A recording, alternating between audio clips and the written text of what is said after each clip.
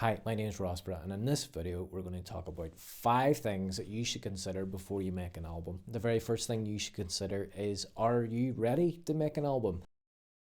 If you are a brand new artist, you're probably busting to get your first album out. We all remember our favourite bands and the first time you ever listened to that album that got you really into that band, and you just really want to emulate that and you want to become part of that. That is a super exciting feeling to get. But it might just be a little bit too early for you. When you're thinking about an album, you should be thinking about having enough material to make that album. So if you're a brand new artist, if you're a brand new band, you might just not have enough tunes to do it. But wait, you say, an album's 10 tracks long and we have 12. Just because you have 10 or 12 tracks doesn't necessarily mean that you're ready to make an album out of those tracks. An act or a band can take a few years to develop the sound that actually defines that band. A lot of your favourite bands spent years touring and playing locally and making EPs before they ever endeavoured into making their first debut album. This allowed them time and space to grow, they fail, and they succeed as well into the band that you love today. So if you are a brand new act, I would really consider about taking a little bit of a step back, maybe releasing a single or a couple of EPs first before you venture into that full album territory. This also allows you a chance to create a fan base and have people there waiting to digest that album when it comes out. Next thing to consider, and it's a huge consideration, is cost and how you're going to fund making this album. Some bands are lucky enough to go down the record company route, and the record company front all the money for the band to record, and it's recouped off the recording costs. I'm judging that if you're watching this video, you're probably an independent artist and not tied to a record company. So you're going to have to look for money in various different places. You could be paying it yourself if you have a job and if you have savings, and you can pay for the album to be made that way. Super.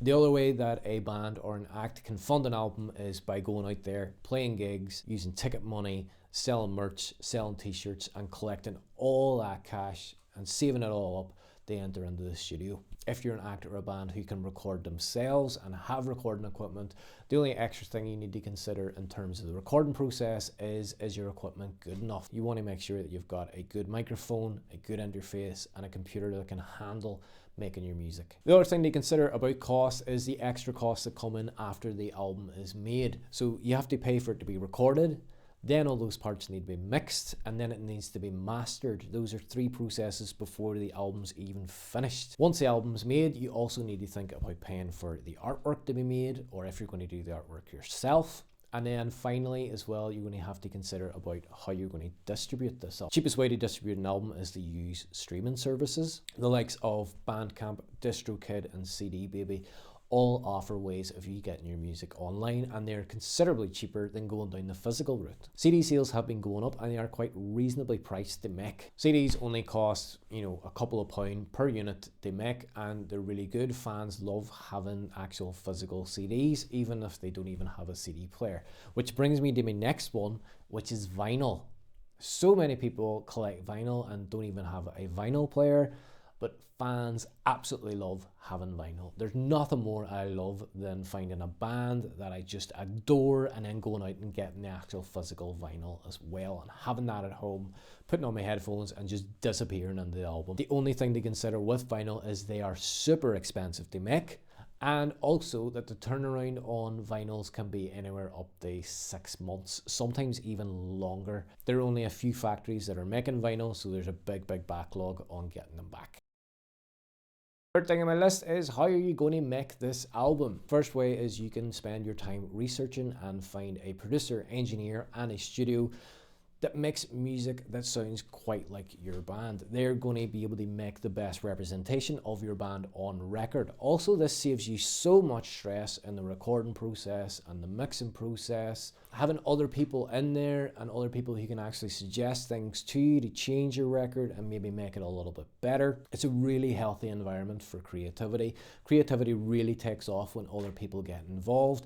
And it takes so much stress off the band knowing that all they have to do is just play the music and someone else has to worry about all the EQing and compression and all that kind of jazz. The other way that you could consider doing it is find a friend who's at college or university studying music production and employ them to make your album along with you. This process might take a little bit longer and it might not have as finesse results as you might expect from industry professionals, but it is a lot cheaper and it suits bands who like a really hands-on approach with the recording process. The third and final way is, if you're an actor or band who are really confident about recording your own music, is just to record it yourself. There is one thing to consider when you are recording it yourself, and it's to stay away from the temptation of re-recording and re-recording and re-recording. You have to learn how to let go, and you have to learn how to let a song or a recording be the way that it is. It's quite a hard skill to learn, but if you're a confident act and if you're confident in your skills, this is by far the cheapest way, and you know that the record's going to sound exactly the way that you want it to sound.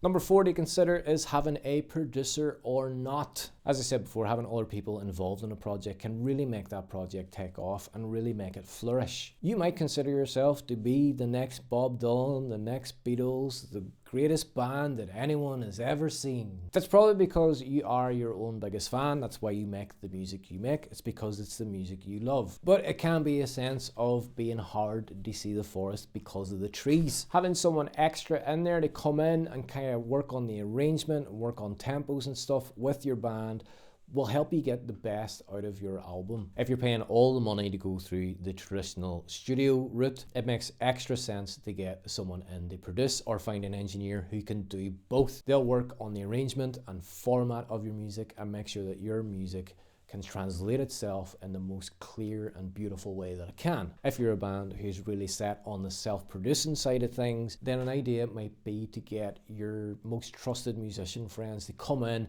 and give a little bit of advice at the demo stage before you move on to the recording stage, just to make sure that you're not getting lost in that creative avenue and creating something that only makes sense to you. Making an album and making music for other people to digest is all about an exchange of ideas between people. It always makes sense to get some other head involved who can make sure that that translation is happening.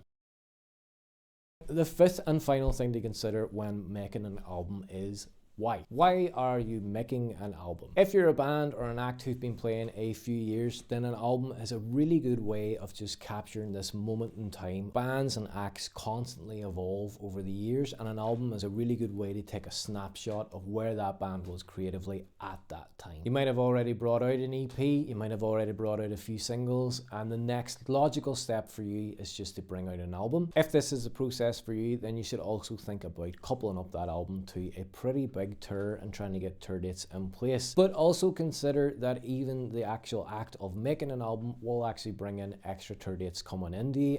As the buzz starts to pick up about you bringing out new material, you will find that people in your local scene will be looking for you to play anyway. The one final thing to consider, and it's something that's not usually mentioned, is just making it for the sake of making it.